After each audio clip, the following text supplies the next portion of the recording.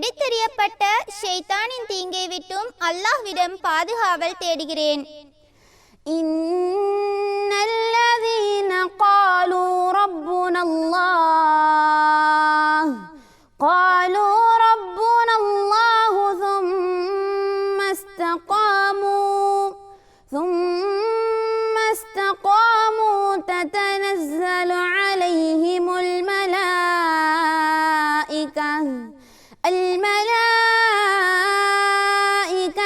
ألا تخافوا ولا تحزنوا وأبشروا بالجنة التي كنتم توعدون. எனினும் நிச்சயமாக எங்கள் இரட்சகன் அல்லாஹ் தான் என்று கூறி பின்னர் அதன் மீது உறுதியாக நிலைத்துமிருந்தார்களே, அத்தகையோர் அவர்களின் மீது மலக்குகள் மரண வேளையில் இறங்கி செல்ல இருக்கும் மறுமையை பற்றி நீங்கள் பயப்படாதீர்கள். நீங்கள் இவ்வுலகில் விட்டு செல்லும் மனைவி மக்கள் சொத்து சுகம் யாவற்றையும் பற்றி கவலையும் படாதீர்கள். நீங்கள் வாக்களிக்கப்பட்டு கொண்டிருந்தீர்களே, அத்தகைய சுவனபதியை கொண்டு நன்மாராயம் பெறுங்கள் என கூறுவார்கள். நஹ்னு அவுலியாஉகும் ஃபில் ஹயாத்தித் துன்யா வஃபில் ஆখিরাহ வலகும் ஃபீஹா மா தஷ்தஹீ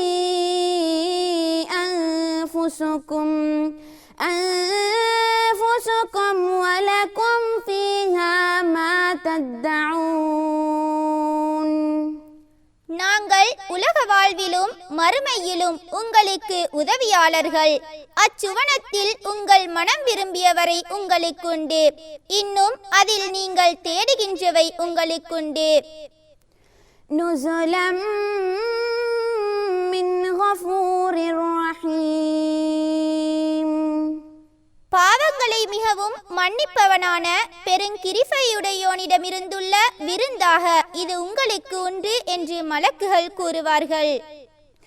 وَمَنْ أَحْسَنُ قَوْلًا مِّمَّنْ دَعَا إِلَى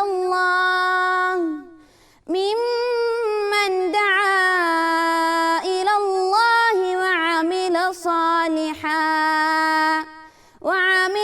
صَالِحًا وَقَالَ إِنَّنِي مِنَ الْمُسْلِمِينَ.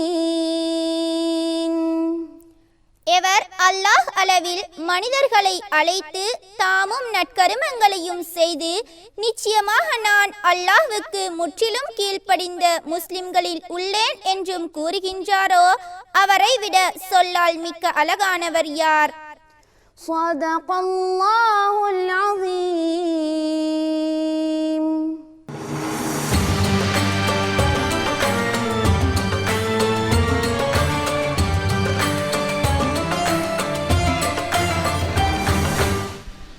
ஷஹ்ரு ரமலான் நெஞ்சங்கள் அனைவருக்கும் அஸ்ஸலாமு அலைக்கும் வரஹ்மத்துல்லாஹி வபரகாத்துஹு.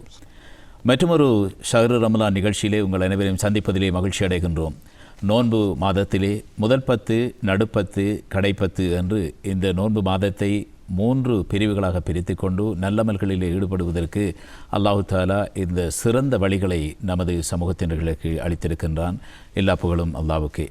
இந்த காலகட்டங்களிலே இறுதியாக இருக்கின்ற இந்த சில பகுதிகளை, சில நாட்களை ஆரம்பத்திலிருந்து ஒவ்வொன்றாக எண்ணிக்கொண்டு வருகின்ற போது, பிந்திய நோன்பு நாட்களிலே நாங்கள் இருக்கின்ற பொழுது இந்த அல்லாஹு தாலாவின் பெயரால் நாம் உழைக்கின்ற பணங்களிலே, உழைக்கின்ற சொத்துக்களிலே, தொழில்துறைகளிலே இருந்து நாம் ஈட்டுகின்ற வருவாயிலிருந்து தான தர்மங்களை செய்ய வேண்டும், சதக்காக்களை செய்ய வேண்டும் என்ற ஒரு எண்ணம் ஆக கூடுதலாக இந்த பிந்திய காலப்பகுதி வருகின்ற போது எல்லோரும் நாம் அதனை நினைத்துக் கொள்வோம். ஆரம்பத்தில் இருந்தாலும் கூட மெல்ல மெல்ல படிப்படியாக அதற்கு நெருங்கி வருகின்ற போது இணைந்து கொள்வோம். இந்த தான தர்மங்கள் தொடர்பான சிறப்புகள் தொடர்பாக இன்று மௌலவி எம்எல்ஏ யூசுப் அவர்கள் நமது ஷஹ்ரு ரமலான் நிகழ்ச்சி நேயர்களுக்காக சில விளக்கங்களை தரவிருக்கின்றார்கள்.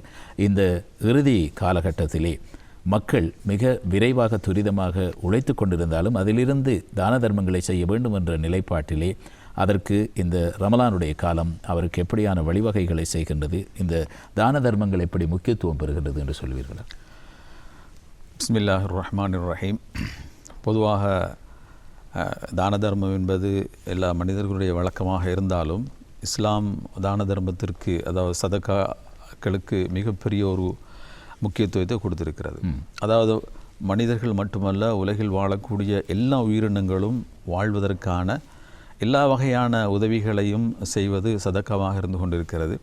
அந்த வகையிலே நாங்கள் கேள்விப்பட்ட ஹதீஸ் தான், ஒரு பெண் ஒரு பூனையை கட்டி வைத்து அதன் காரணமாக அந்த பூனை இறந்து போனது, அதனால் அவள் தண்டிக்கப்பட்டாள் என்றும், ஒரு நாய்க்கு தண்ணீர் கொடுத்த பெண் மன்னிக்கப்பட்டாள் என்றும். அதாவது ஒரு நாய்க்கு தண்ணீர் கொடுப்பதும் ஒரு பூனைக்கு உணவு கொடுப்பதும் நம்ம தர்மத்திலே உள்ள ஒரு விஷயமாக இருக்கிறது. அந்த வகையிலே இஸ்லாம் தர்மத்திற்கு மிகப்பெரிய முக்கியத்துவத்தை கொடுத்திருக்கிறது. எந்த ஜீவராசிகளையும் மதித்து, சகல ஜீவராசி எல்லா உயிரினங்களையும், உண்மையில் எல்லா உயிரினங்களை விட மனித உயிர் மிக உயர்வானது. மனித உயிர் தான் மிக மிக மேலானது. அதற்கு பிறகுதான் மற்ற உயிரினங்கள். ஆனாலும் எந்த உயிரினமாக இருந்தாலும், மனிதர்களாக இருந்தாலும் அல்லது ஏனைய ஜீவராசிகளாக இருந்தாலும், எல்லா உயிரினங்களுக்கும் உதவி செய்ய வேண்டும் என்பது ஒரு அடிப்படையான இஸ்லாமிய விஷயமாக இருந்து கொண்டிருக்கிறது. இஸ்லாத்திலே இருக்கக்கூடிய பல விஷயங்களை நாங்கள் பார்த்தால், ஏனைய மக்கள் சிறப்பான முறையில் வாழ்வதற்கான பல ஏற்பாடுகள் இஸ்லாத்தில் இருக்கிறது. உதாரணமாக ஜக்காத் எடுத்துக்கொண்டால், இந்த ஜக்காத் ஒருவர் சம்பாதிக்கிறார், அவர் தானே கஷ்டப்பட்டு சம்பாதித்து செல்வத்தை சேர்க்கிறார் என்றாலும், அந்த செல்வத்திலிருந்து ஒரு தொகையை அந்த செல்வம் அடையும் பொழுது அதிலிருந்து 2.5% அவர் ஏழைகளுக்காக, இல்லாதவர்களுக்காக, உறவினர்களுக்காக அவர் வழங்க வேண்டும். அதே போல் அது மட்டும் ஜக்காத் எல்லோருக்கும் தெரிந்தது தான். அதே போல் ஒருவர் திருமணம் செய்கின்றார் வைத்துக்கொள்வோம். அவர் திருமணம் செய்தால் அவர் மகிழ்ச்சி அடைகிறார். அந்த மகிழ்ச்சியை அவர் கொண்டாடுவதற்காக வேண்டி, அந்த மகிழ்ச்சியை அவர் அனுபவிப்பதற்காக வேண்டி வலீமா என்ற ஒரு விருந்தை அவருக்கு கொடுக்குமாறு நபி அவர்கள் சொல்லியிருக்கிறார்கள். வலிமா என்பது சுன்னத்தான ஒரு விருந்து. அது ஒருவர் திருமணம் செய்கிறார், ஆனால் வலிமா என்பது அவருடைய உறவினர்களுக்கும் நண்பர்களுக்கும் கொடுக்கக்கூடிய ஒரு விருந்தாக இருக்கிறது. அவருடைய மகிழ்ச்சியை பகிர்ந்து கொள்வதற்கு அடுத்தவரை வாழ வைக்குமாறு இஸ்லாம் படிக்கிறது.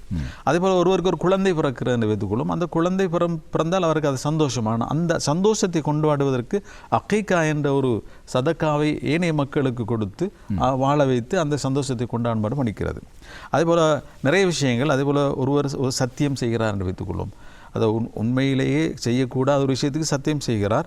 அப்படி என்றால் அந்த சத்தியத்தை உடைக்க வேண்டும். உதாரணமாக, நான் தந்தையை பார்த்தவங்களோட பேச மாட்டேன், அல்லது தாயை பார்த்தவங்களோட பேச மாட்டேன், அல்லது மகனை பார்த்தவங்களோட பேச மாட்டேன் என்றால் அந்த சத்தியத்தை உடைக்க வேண்டும், பரிகாரம் தேட வேண்டும். சத்தியத்தை உடைக்க வேண்டும். முதலாவது அந்த சத்தியத்தை உடைப்பதற்கு அவர் என்ன பரிகாரம் செய்ய வேண்டும் என்றால், 10 ஏழைகளுக்கு சாப்பாடு கொடுக்க வேண்டும், அல்லது 10 ஏழைகளுக்கு உணவளிக்க வேண்டும். ஆகவே அவர் இப்படி ஒரு தவறை செய்துவிட்டாலும் அதற்கு பிரதிபலனாக ஏனைய மக்கள் வாழ்வதற்கான ஒரு வழியை செய்ய வேண்டும் என்றுதான் இஸ்லாம் வலியுறுத்துகிறது. அந்த வகையில் இது மட்டுமல்ல, நிறைய விஷயங்கள். நாங்கள் நோன்பு நோக்கிறோம், நோன்பிலே தவறுகள் ஏற்பட்டு அந்த நோன்பு கபூலாகுவதற்கு, தவறுகள் ஏற்பட்டு மன்னிக்கப்பட்டு கபூலாகுவதற்கு ஒரு முக்கியமான விஷயம் செய்ய வேண்டும். ஜக்காத்துல் ஃபித்ரா நாங்கள் கொடுக்க வேண்டும். ஜக்காத்துல் ஃபித்ரா யாருக்கு கொடுக்கிறோம் என்றால் எல்லோரும் கொடுக்க வேண்டும், வசதியில் எல்லோரும்.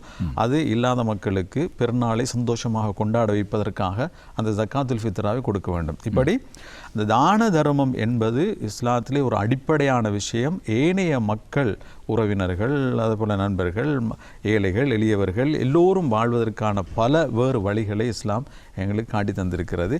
அது ரமதானிலே மிக அதிகமாக செய்ய வேண்டும். நபி ஸல்லல்லாஹு அலைஹி வஸல்லம் அவர்களை பற்றி இப்னு அப்பாஸ் ரலியல்லாஹு அன்ஹு அவர்கள் கூறுகிறார்கள், கான நபி ஸல்லல்லாஹு அலைஹி வஸல்லம் அஜ்வதன் நாஸ். நபி ஸல்லல்லாஹு அலைஹி வஸல்லம் அவர்கள் மக்களில் மிக அதிகமாக கொடை கொடுக்கும் ஒரு வள்ளலாக இருந்தார்கள். நபி அவர்களுடைய அந்த வள்ளல் தன்மையை நாங்கள் சொல்லும்போது, இந்த ஹுனைனுடைய சந்தர்ப்பத்திலே நபி அவர்களை கொலை செய்வதற்காக ஆள் அனுப்பிய சஃப்வான் என்று சொல்லக்கூடிய அவர் அந்நேரம் இஸ்லாத்தை ஏற்றுக்கொண்டும் இருக்கவில்லை. ஆனாலும் அவருக்கு 200 ஒட்டகங்களையும் நபி அவர்கள் கொடுத்தார்கள். அது மட்டுமல்ல, அந்த ஒரு பகுதிக்கு அழைத்து சென்றார்கள். அங்கே நிறைய ஆடுகள், இடையர்கள் எல்லாம் இருந்தது. அதை பார்த்து சஃப்வான் இடத்துல கேட்டார்கள், இதை பார்க்கும் பொழுது உனக்கு எப்படி இருக்கிறது என்று சொன்னார். சந்தோஷமாக இருக்கிறது, இவ்வளோ ஒரு தொகை ஆடு, இவ்வளவு இடையர்கள், எவ்வளோ பெரிய செல்வம். நபி அவர்கள் சொன்னார்கள், இது எல்லாம் உனக்குத்தான் சொன்னார்கள். சொன்னபோது அவர் அவர் அவர் ஒரு கணம் தடமாறி விட்டார். அவரோட அந்த தடுமாற்றத்தினால தான் அவர் சொன்னார், இது ஒரு நபியை தவிர இவ்வாறு யாரும் செய்ய முடியாது, ஆகவே நீங்கள் உண்மையான அல்லாஹ்வுடைய நபிதான் என்று நான் இப்பொழுது ஏற்றுக்கொள்கிறேன் என்று அப்பொழுதுதான் அவர் ஏற்றுக்கொண்டார். அப்படி நபி ஸல்லல்லாஹு அலைஹி வஸல்லம் அவர்கள் மிக பெரும் கொடைவள்ளலாக இருந்தார்கள். அதிலும் ரமலானுடைய காலத்திலே வேகமாக வீசுகின்ற காற்றை விட அதிகமாக தான தர்மங்கள் செய்யக்கூடியவர்களாக நபி ஸல்லல்லாஹு அலைஹி வஸல்லம் இருந்தார்கள். இந்த தான தர்மங்கள் ஏன் அதிகமாக செய்ய வேண்டும் என்று நபியர்கள் வலியுறுத்துகிறார்கள் என்றால், இந்த தர்மம் செய்யக்கூடியவர்கள் அவர்களுடைய உண்மையான நிலைமை என்னவென்றால் அஸ்ஸஹியு ஹபீபுல்லா வலவு கான ஃபாசிகா. ஒரு கொடைவள்ளல் அல்லாஹ்வுடைய நெருங்கிய ஒரு நண்பன். அவன் தவறு செய்யக்கூடியவனாக இருந்தாலும் சரிதான், சில தவறுகளை ஒருவன் செய்கிறான், ஆனால் அவன் ஒரு கொடைவள்ளலாக இருந்தால் அந்த கொடைவள்ளலை அல்லாஹு தாலா விரும்புகிறான். அல்லாஹ்வுக்காக தான தர்மம் செய்யக்கூடிய ஒரு மனிதனை அல்லாஹு தாலா விரும்புகிறான். அதே போல ஒரு நல்ல மனிதன், ஒரு சாலிஹான மனிதன், இபாதத் செய்யக்கூடிய மனிதன் எல்லா வணக்க வழிபாடுகளையும் செய்கிறார், ஆனால் அவர் கொடை கொடுப்பதில்லை. வசதி இருக்கிறது, மக்களுக்கு கொடுப்பதில்லை என்றால் அவர் ஆபிதாக இருந்தாலும், அவர் வணக்கவாளியாக இருந்தாலும் அல்லாஹு தாலா இடத்திலே ஒரு விரோதியாகத்தான் அவர் கருதப்படுவார் என்று நபி ஸல்லல்லாஹு அலைஹி வஸல்லம் அவர்கள் ஒரு சந்தர்ப்பத்திலே சொல்லியிருக்கிறார்கள். ஆகவே இந்த எல்லா காலங்களிலும் தான தர்மங்கள் அதிகமாக செய்ய வேண்டும். அதில் விசேஷமாக ரமலானுடைய காலத்தில் நபி அவர்களும் அதிகமாக தான தர்மங்கள் செய்தார்கள். அதே போல் நாங்களும் தான தர்மம் அதிகமாக செய்ய வேண்டும். ஏனென்றால் ரமலானுடைய காலத்தில் செய்யக்கூடிய அமல்களுக்கு பல மடங்கு நன்மைகள் கிடைக்கிறது. சாதாரணமான காலத்திலே நாங்கள் ஒரு நன்மை செய்தால் ஒன்றுக்கு 10 மடங்கு நன்மை கிடைக்கும். ஆனால் ரமலானுடைய காலத்தில் செய்தால் அந்த 10 மடங்கிலிருந்து 700 மடங்கு வரை அல்லாஹு தாலா இரட்டிப்பாக ஆக்குவான். தான் நாடியவர்களுக்கு அதை விட பல மடங்காக அல்லாஹு தாலா நன்மைகளை கொடுப்பான். எனவே கொடை வள்ளல்கள் அல்லாஹ்வுக்கு நெருக்கமானவர்கள். அந்த கொடைகளை கொடுக்கின்ற பொழுது அவர்கள் அல்லாஹு தாலாவுக்கு நெருக்கமான ஒரு நிலைமைகளை அடைகிறார்கள். அது மட்டுமல்ல, ரமலானுடைய காலம் எல்லோருக்கும் தேவையான காலம், அதுபோல அதிகமான நன்மைகளை சம்பாதித்து கொள்ள வேண்டிய காலம். அந்த காலத்திலே இவ்வாறான சதக்காக்கள் தான தர்மங்களை கொடுப்பதன் ஊடாக பல்வேறு நன்மைகளை உலகிலும் நாங்கள் அடைந்து கொள்ளலாம், அதுபோல ஆகிராவிலும் அடைந்து கொள்ளலாம். பொதுவாக வாழ்க்கையிலே மனிதர்கள் இப்படி தான தர்மங்கள் என்று சில சந்தர்ப்பத்திலே தேடி வந்து கேட்கின்றவர்கள் இருக்கின்றார்கள். சில சந்தர்ப்பத்தில் முஸ்லிம்களை பொறுத்த மட்டிலே இந்த ரமலானுடைய காலத்திலே தேடி சென்று கொடுக்கின்ற ஒரு அமைப்பு இருந்து வருகின்றது. அவர்களே அந்த நோன்பு காலம், ரமலானுடைய காலம், நல்லமல்கள், அந்த சூழல் அவர்களை தூண்டுகின்றது. தான தர்மத்தை வாழ்விலே இப்படி செய்கின்றவர்களுக்கு எப்படியான நன்மைகள், எப்படியான வாழ்க்கையில் அவர்களுக்கு அல்லாஹ் தஆலா எப்படியான அருள் கிருபை ரஹமத்துக்களை வழங்கி வைக்கின்றான் இந்த தான தர்மத்தின் மூலமாக? உண்மையிலே நீங்கள் சொன்னது போல கேட்டு வரக்கூடிய மக்கள் கொஞ்சம் பேர் தான். ஆனால் தங்களுடைய வறுமையை வெளிப்படுத்தாமல், தங்களுடைய தேவைகளை வெளிப்படுத்தாமல் அதை மௌனமாக மறைமுகமாக வைத்துக்கொண்டு இருக்கக்கூடிய நிறைய பேர்கள் இருக்கிறார்கள். அப்படிப்பட்ட மக்களை தேடி சென்று அவர்களுடைய தேவைகளை விசாரித்து, அவர்களுடைய தேவைகளை அறிந்து அவர்களுக்கு உதவி செய்வது மிகப்பெரிய ஒரு விஷயமாக இருந்து கொண்டிருக்கிறது. அதை முஸ்லிம் செய்கிறார்கள். ஆனாலும் இன்னும் கூடுதலாக அதை அந்த மக்களுடைய தேவைகளை தேடி பார்த்து அந்த உதவிகளை செய்வதற்கு முற்பட வேண்டும். அல்லாஹ் சுப்ஹானஹு தஆலா கொடை கொடுக்கக்கூடியவர்களுக்கு ஏராளமான நன்மைகளை வைத்திருக்கிறான். குர்ஆனிலே சொல்கிறான், இந்த கொடை கொடுப்பதற்கு உரிய நன்மைகள் எப்படி என்றால், ஒரு வித்தை போடுகிறார், அந்த வித்திலிருந்து 7 கதிர்கள் வருகிறது, அந்த ஒவ்வொரு கதிரிலும் 100 மணிகள் வருகிறது. அப்படி என்றால் அது 700 மணிகள் ஆகிறது. ஒரு மணி 700 மணிகள் ஆகிறது. அவ்வாறு அல்லாஹு தஆலா பல மடங்கு இரட்டிப்பான நன்மைகளை அவர்களுக்கு கொடுப்பான். இன்னொரு ஹதீஸிலே நபி அவர்கள் சொன்னார்கள், ஹஸ்ஸினு அம்பாலக்கும் பிஸ்ஸக்கா, உங்களுடைய செல்வங்களை நீங்கள் ஜக்காத்தை கொடுப்பதன் மூலமாக பாதுகாத்து கொள்ளுங்கள். ஒருவர் தன்னுடைய செல்வத்திற்கு ஜக்காத்து கொடுக்கும் பொழுது ஏனைய செல்வம் சுத்தமாகிறது, பரிசுத்தமாகிறது மட்டுமல்ல, அது பாதுகாக்கப்படுகிறது. அதே போல் ஒதாவு மருளாக்கும் பிஸ் சதக்கா, உங்களுடைய நோய்களுக்கு நீங்கள் அதிகமாக சதக்கா செய்து உங்களுடைய நோய்களுக்கு மருந்து செய்து கொள்ளுங்கள் என்றும் நபி ஸல்லல்லாஹு அலைஹி வஸல்லம் சொல்லியிருக்கிறார்கள். அதனால் எங்களுக்கு இருக்கக்கூடிய பல நோய்கள், நொம்பலங்கள், இவைகளை நாங்கள் அதிகமாக சதக்கா கொடுப்பதன் ஊடாக, நல்ல நல்ல விஷயங்கள் செய்வதன் ஊடாக எங்களுக்கு அந்த நோய்களுடைய கடுமையிலிருந்து எங்களை குறைத்து கொள்ள முடியும். அதே நேரத்தில் எங்களுடைய சதக்காக்களை எல்லோருக்கும் கொடுக்க வேண்டும் தான். நபி அவர்கள் சொன்னார்கள், சதக்காவில் மிகச்சிறந்தது ஒரு பசித்த வயிற்றுக்கு உணவளிப்பது. அது எந்த வயிறாக இருந்தாலும் சரிதான். ஆனாலும் அதிலும் விசேஷமாக வணக்க வழிபாடுகள் ஈடுபடக்கூடியவர்கள், இறைவனுக்கு நெருக்கமானவர்கள், மார்க்கத்தை பேணக்கூடியவர்களுக்கு உங்களுடைய சதக்காக்களையும் உங்களுடைய தான தர்மங்களையும் உங்களுடைய உணவுகளையும் வழங்குங்கள், அப்படி வழங்குவது சிறந்தது என்ற கருத்தும் இஸ்லாத்திலே சொல்லப்பட்டிருக்கிறது. ஆகவே அந்த முறையிலே நாங்கள் எங்களுடைய சதக்காக்களையும் தான தர்மங்களையும் வழங்குவதனூடாக எங்களுடைய செல்வமும் வளரக்கூடியதாக இருக்கும், அதே போல் எங்களுடைய ஆரோக்கியமும் வளரக்கூடியதாக இருக்கும், அதே போல் எங்களுடைய மறுமை வாழ்வும் மிக சிறந்த ஒரு சிறந்த ஒரு நிலைமையை மறுமை வாழ்க்கை அடையக்கூடியதாக இருக்கும். அல்ஹம்துலில்லாஹ். ரமலானுடைய காலத்திலே இப்படியான வாய்ப்புகளுடன் நம்மை, நமது உள்ளத்தை, உடலை பரிசுத்தப்படுத்துவது போல நாம் உழைக்கின்ற, நாம் சேர்க்கின்ற செல்வங்களையும் பரிசுத்தமடைய செய்வதற்கு இந்த தான தர்மங்கள், சதக்கா, ஃபித்ரா, சகாத் என்பவைகள் இந்த நோன்பு காலத்தில் கூடுதலாக சிந்திக்க செயல்பட வேண்டியதாக இருக்கின்றது. எல்லோரும் நோன்பு காலம் வருகின்ற போது அதற்கு முன்பே இந்த கணக்கு வழக்குகளை பார்த்து சதக்கா, சகாத் இவற்றுடன் ஃபித்ரா இவற்றை கொடுத்து ஏற்பாடு செய்து கொள்ளுகின்றார்கள்.